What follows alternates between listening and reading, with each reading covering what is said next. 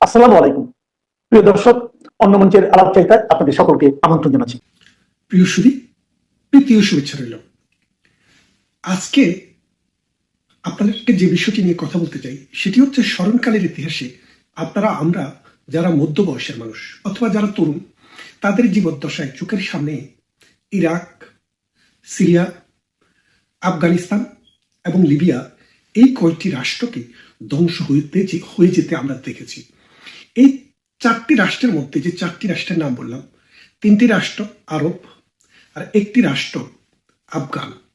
এই আফগানদের সাথে আরবদের একটা তফাৎ আছে, তাই দুটিকে ভিন্নভাবে দেখতে চাই।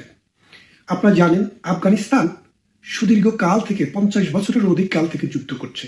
তারা কখনো চৈনিকপন্থী, তারা কখনো মস্কোপন্থী, তারা কখনো ভারতপন্থী, কখনো পাকিস্তানপন্থী, কখনো তারা ইরানপন্থী, আবার কখনো তারা আমেরিকাপন্থী। এই বিভিন্ন পন্থায় ঘুরতে ঘুরতে নিজেদের চরিত্র বলে আর কোনো কিছু বাকি নেই। শেষ পর্যন্ত ব্রিটিশ আমেরিকার হাত ধরে যৌথ বাহিনীর অত্যাচারে নিষ্পেষিত হতে হতে তারা এমন একটি বড় বড় রাষ্ট্র এখন প্রতিষ্ঠা করেছে যেটি আয়ামে জাহেলিয়াতে মধ্যযুগে সম্ভব ছিল। তারা এখন শুধু এই নিজের রাষ্ট্রটি করেই শেষ করেনি, মধ্যযুগে গিয়েই শেষ করেনি। তারা কিন্তু এখন তেহরিকে পাকিস্তান, তেহরিকে তালেবান পাকিস্তান নামে একটি দলের মাধ্যমে এই পাকিস্তান রাষ্ট্রটিকেও তাদের দলে নিয়ে যাওয়ার চেষ্টা করছে, যার কারণে পারমাণবিক শক্তিধর পাকিস্তান রাষ্ট্রটিকেও আফগানিস্তানের কাবুল কান্দাহার গিয়ে অস্ত্র চালাতে হচ্ছে। আর ইসলামাবাদে বোমাবর্ষণ করছে মধ্যযুগীয় তালেবানেরা। এখন পাকিস্তান রাষ্ট্রটির এই ভঙ্গুর অবস্থায় তাদেরকে যুদ্ধ করতে হচ্ছে তালেবানের সাথে। এই তালেবান যখন পাকিস্তানকে বাধ্য করছে যুদ্ধ করতে, তখন বাকি তিনটি দেশের অবস্থা কি? আপনারা জানেন ইরাক। ইরাক হচ্ছে পৃথিবীর ইতিহাসে যে সভ্যতাগুলোর আমরা কথা বলি, ইরান এবং ইরাক এই দুটি দেশ সুসভ্য জাতি। 6000 বছরেরও আগে থেকে আমরা ইতিহাস দেখতে পাই। আপনারা জানেন নেবুসাদনজর, তার যে বেবিলনের শূন্য উদ্যান, সেটি কোথায় ছিল? একটু খোঁজ নিয়ে দেখেন।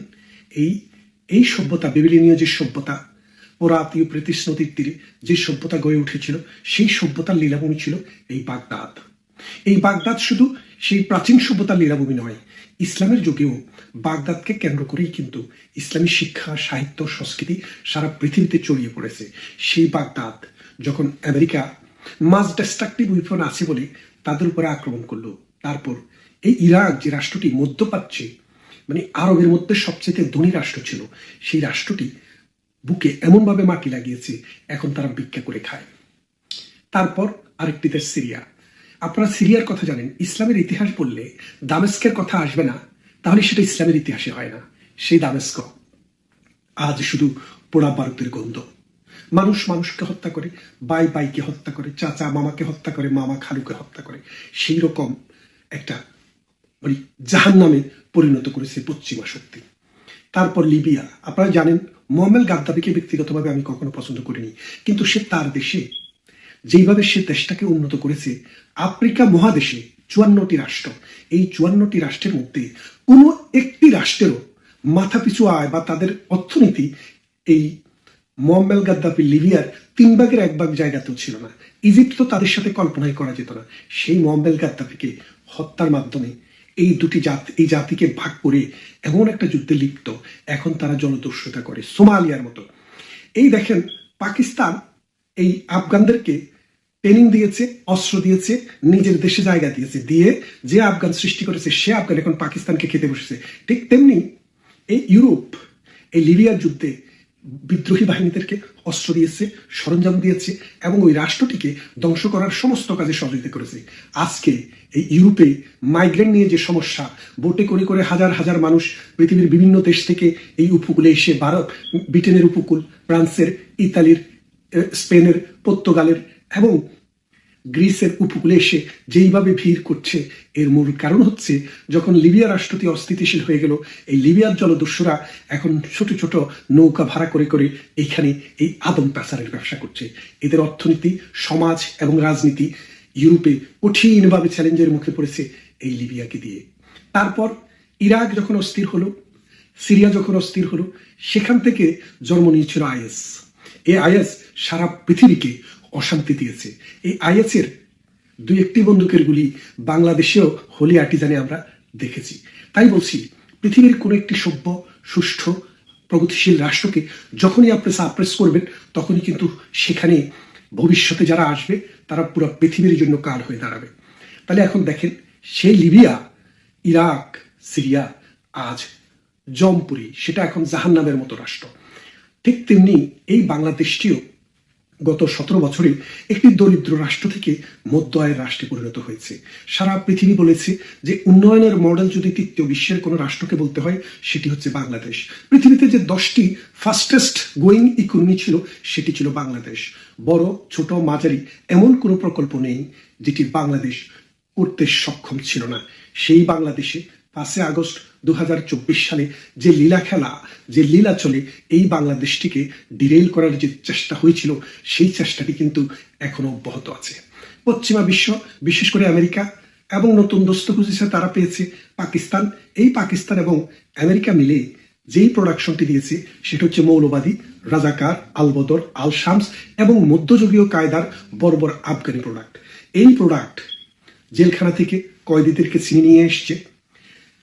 আমাদের দেশের হাজার বছর থেকে যে বাউল সাধকরা আছে, পীররা আছে, ফকিররা আছে, মাশায়েখরা আছে, তাদের মাজারে হামলা করেছে মসজিদেও।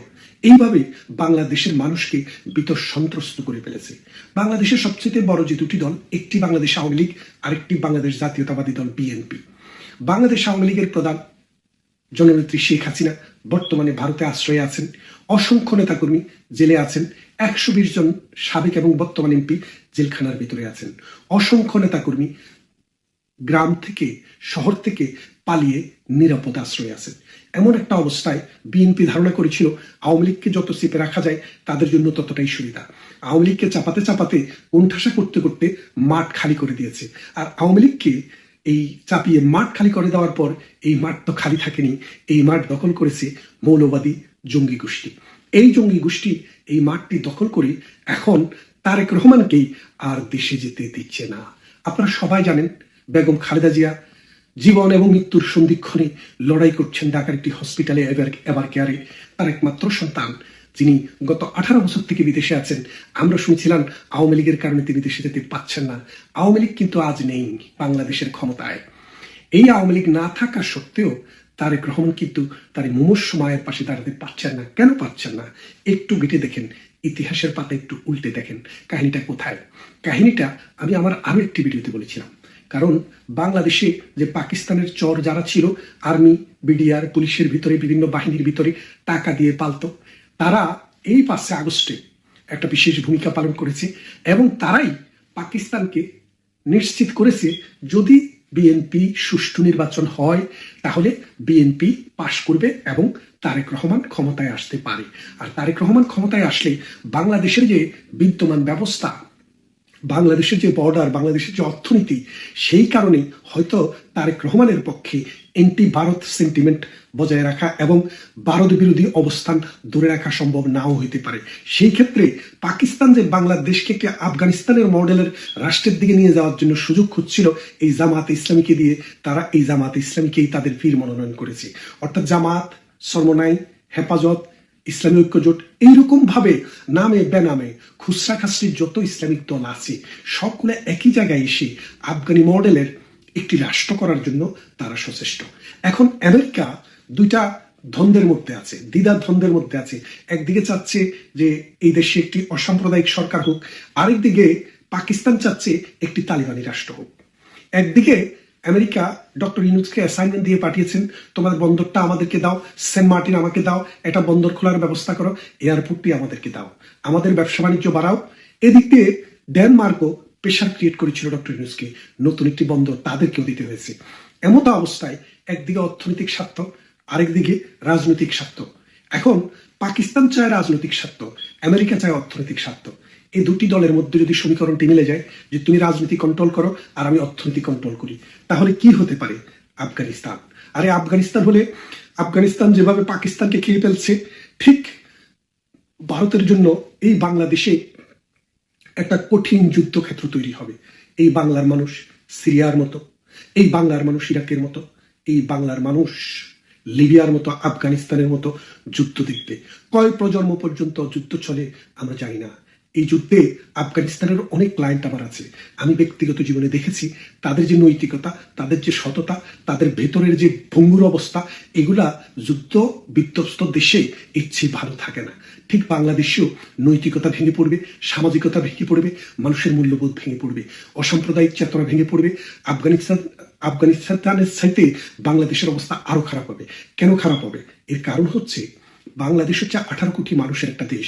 আফগানিস্তান বাংলাদেশের চাইতে বহুগুণ বড়, কিন্তু তারপরেও আফগানিস্তানের জনসংখ্যা খুবই ছোট, 4 কোটি মানুষের দেশ।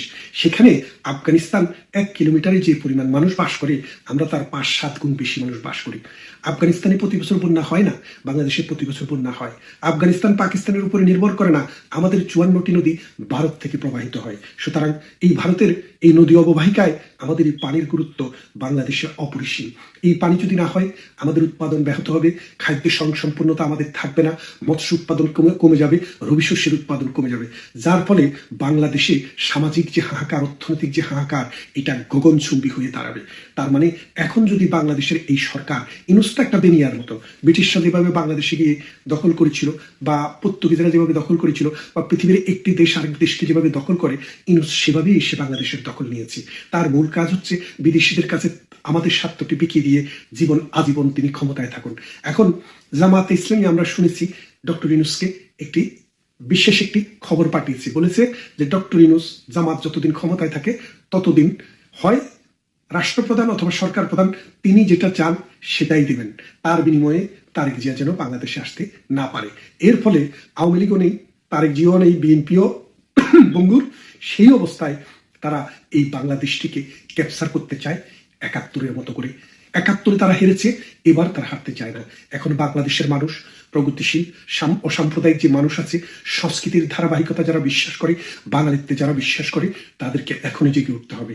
তা না হলে বেশি দেরি হয়ে গেলেই আপনারা আর কিছুই করতে পারবেন না। এবং ভারতকে এখনই সিদ্ধান্ত নিতে হবে, ভারত কি রকমের প্রতিবেশী চায়।